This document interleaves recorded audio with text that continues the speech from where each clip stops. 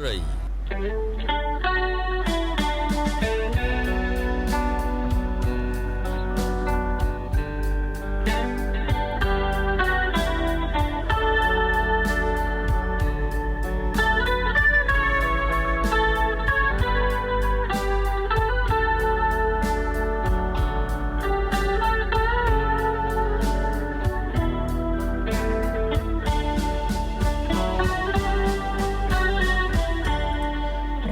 9 ធ្នូ2025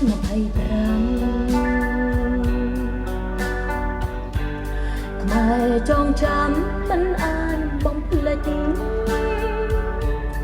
ទើបសៀមឆ្លៀនពៀនវាយប្រហារនឹងកំតិចឲ្យឈាមខ្មែរលិចលងក្នុងភ្នំរឿងសង្គ្រាមចៅដេរឆានចង់បានដីខ្មែរ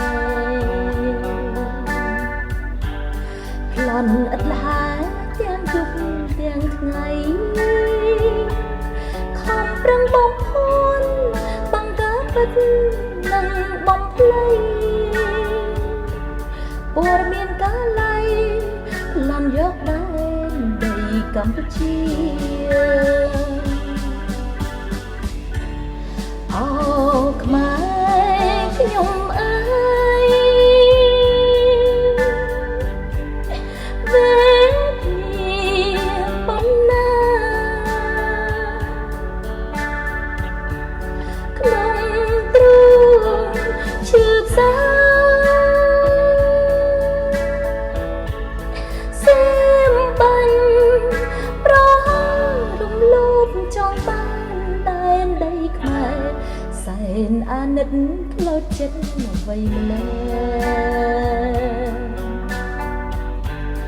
ចោលចំណែងប្រងតែសង្គ្រាម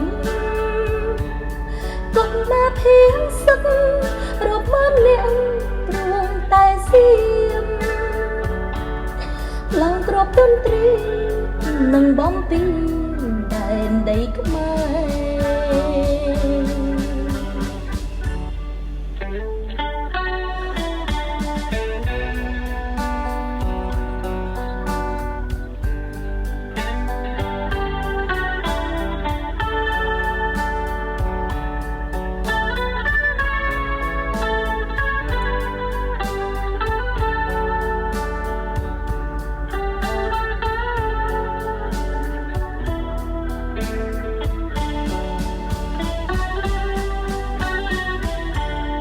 គុំម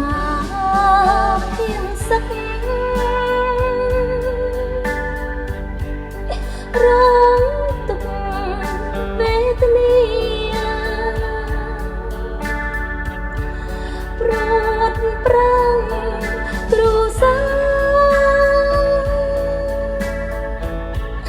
ក្លៀតឆ្ងាយសាឡាព្រោះសៀមប្រហាតែនដីខ្មែរសូមទេវតាតាមថែការពារខ្មែរគ្រប់គ្នាជួបសុខសេរីកុំមកកម្ពុជា